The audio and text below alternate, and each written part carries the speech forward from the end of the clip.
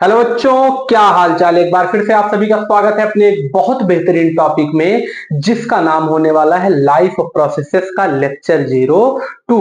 बाकी आप सभी का एक बार फिर से चैनल पे बहुत बेहतरीन तरीके से स्वागत है।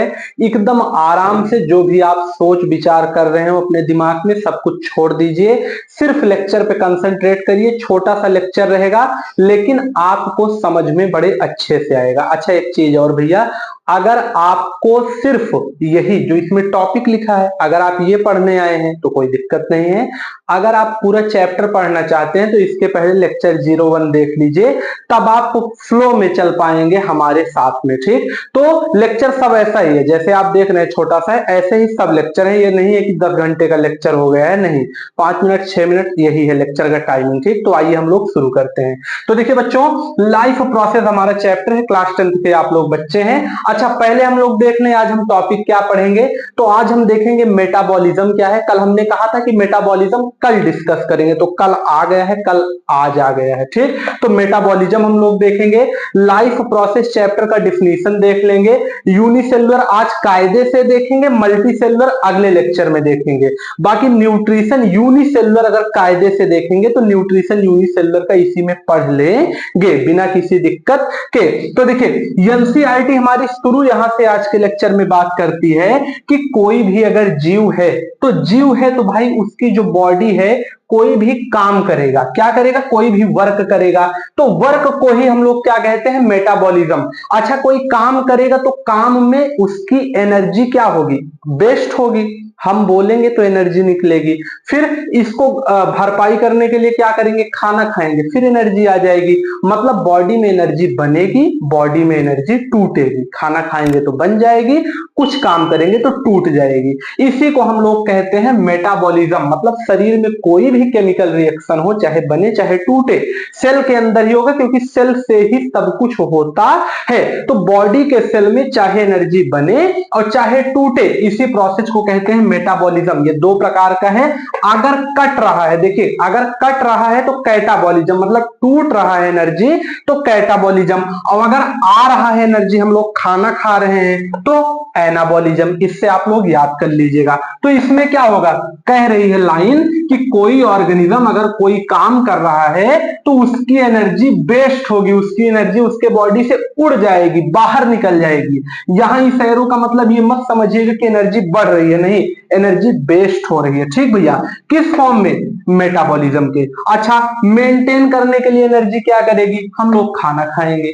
खाना होता क्या है? फूड क्या होता है?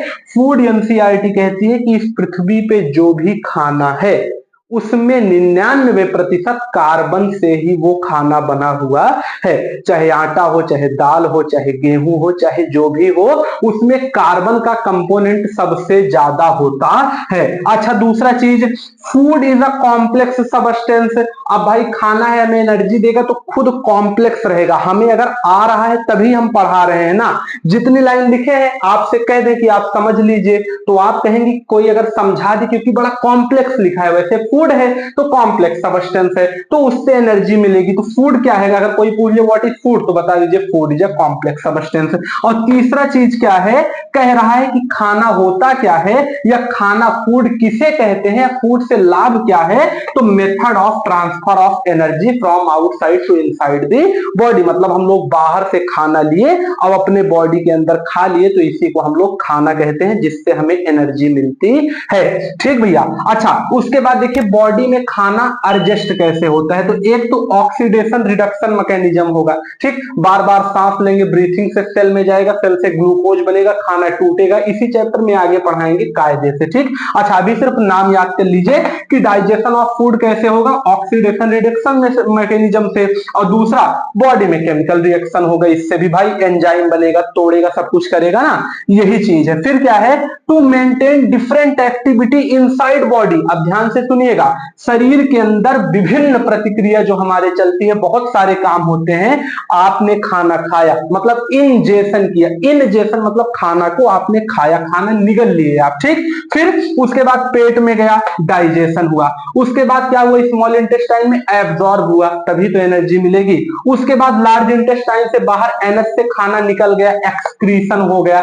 तो जितने भी काम शरीर में मुख्य रूप से नॉर्मली होते हैं, इन सभी काम को करने के लिए शरीर जो अलग अलग काम करती है, इस पूरे प्रोसेस को हम लोग लाइफ प्रोसेस कहते हैं। तो हमारा पहला टॉपिक मेटाबॉलिज्म क्लियर हुआ और दूसरा लाइफ प्रोसेस का डिफिनेशन क्लियर हुआ। अब तीसरा देखिए यूनिसेलुलर वाला, तो इधर आके पढ़ाएं तो आपको हम दिखेंगे। अब देखिए, डिफरेंट ऑर्गेनिज्म है डिफरेंट प्रोसेस ऑफ न्यूट्रिशन। बहुत सारे तरीके के ऑर्गेनिज्म है, चाहे यूनिसेलुलर हो चाहे मल्टीसेलुलर हो। अच्छा, इसमें कह रहा है क्या कि जैसे that is unicellular organism so simple digestion.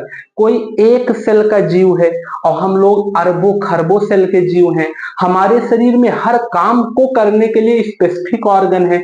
जो एक सेल वाला है उसके शरीर में वही सेल है, उसी से खाना खाना है, उसी से उसको नहाना है, उसी से धोना है, उसी से एक्सक्रीशन करना है। तो एक सेल है तो कम से कम जिंदा रह जाए इतना ही उसके लिए बहुत बड़ी बात है भैया। तो क्या करेगा, उसके अंदर जो भी मैकेनिज्म होंगे सब सिंपल होगा। जैसे इसमें एनसीईआरटी में डाइजेशन के ऊपर दिया गया है। अच्छा, इसका कुछ एग्जांपल याद कर लीजिए। मान लीजिए कभी आ जाए एमसीक्यू में कि इसमें से यूनिसेलुलर कौन है, तो अमीबा, पैरामीशियम, यूग्लिना, डाइएटम, ये चारों आपके लिए इंपॉर्टेंट है, याद कर लीजिएगा, ये यूनिसेलुलर है। फंगी मल्टीसेलुलर है, ठीक। अच्छा, उसके बाद ये खाना कैसे खाते हैं, तो देखिए एक ही सेल है, कोई अच्छा विशेष तो उसके पास मुंह नाक कान ये सब है नहीं, एक ही सेल है तो उसके पास कोई काम करने के लिए कोई स्पेसिफिक ऑर्गन नहीं है। दूसरा चीज, पहले जैसे हम लोग खाने को लिए खा लिए, दांत से अपने चबाए, या अच्छा लगा बहुत बढ़िया लगा, गरम गरम खाना है, सीधा निगल लिए, पेट में गया, वहां हजम होगा, वहां टूटेगा, वहां एंजाइम आएंगे, सब काम होगा। तो लेकिन ये इतने छोटे जीव हैं कि इनके पास हर चीज के लिए स्पेसिफिक ऑर्गन नहीं है। तो ये क्या करते हैं, पहले खाना इनके सामने रखा है, पूरा तोड़ लिए, फिर सिर्फ ले लिए जिससे इनके बॉडी में सिर्फ डाइजेस्ट हो जाए, ठीक। तो इन दोनों पे क्वेश्चन आ चुका है, वेरी वेरी इंपॉर्टेंट टॉपिक है कि पहली बात यूनिसेलुलर के पास कोई स्पेसिफिक ऑर्गन नहीं होता। दूसरा चीज, ये खाने को बाहर तोड़ते हैं तब अंदर लेते हैं, ठीक भैया, एमसीक्यू में आ सकता है। अच्छा, अब डाइजेशन इन अमीबा देख लीजिए, क्योंकि इसमें अमीबा के ऊपर दिया गया है। हमने कहा था ना एक टॉपिक दिया है डाइजेशन के ऊपर, तो देखिए अमीबा करता क्या है। पहली बात, अमीबा का कोई फिक्स शेप नहीं होता। तो मान लीजिए अमीबा के सामने खाना आ गया, ठीक, उसके बाद क्या करेगा, वो अपने स्ट्रक्चर को ऐसे बढ़ाएगा। जैसे अमीबा है तो यहां ये मान लीजिए ये खाना है, तो यहां पे रखा खाना, तो ऐसे ऐसे बढ़ाएगा ताकि इसको अपने अंदर बंद कर ले खाना। तो ये जो स्ट्रक्चर वो बन रहा है इसके बॉडी में, इसे हम लोग कहते हैं स्यूडोपोडिया। क्या कहेंगे, स्यूडोपोडिया। अच्छा, उसके बाद क्या है, इसके अंदर ये खाना ले लेगा, उसके बाद खाने को ये अंदर खींच लिया, अपने अंदर खा लिया। जब खा लिया तो इसे क्या कहेंगे हम लोग, इस प्रोसेस को कहेंगे फैगोसाइटोसिस। क्या कहेंगे, फैगोसाइटोसिस।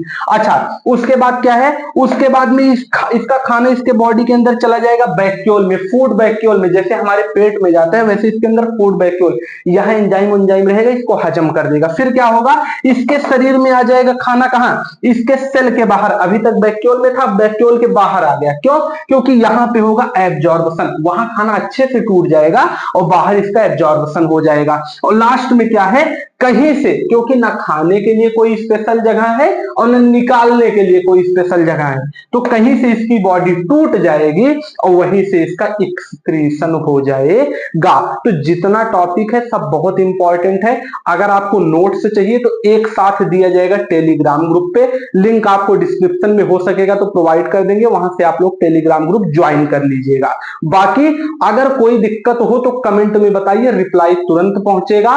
और ये जो सेशन चल रहा है ये लगातार चलेगा, तो बिल्कुल और कहीं आपको छोड़ के जाने की जरूरत नहीं है, यहीं पे लंबे समय तक जुड़े रहिए, आराम से सेशन कंप्लीट होगा। तो मिलेंगे नेक्स्ट लेक्चर में, तब तक के लिए ओके बाय।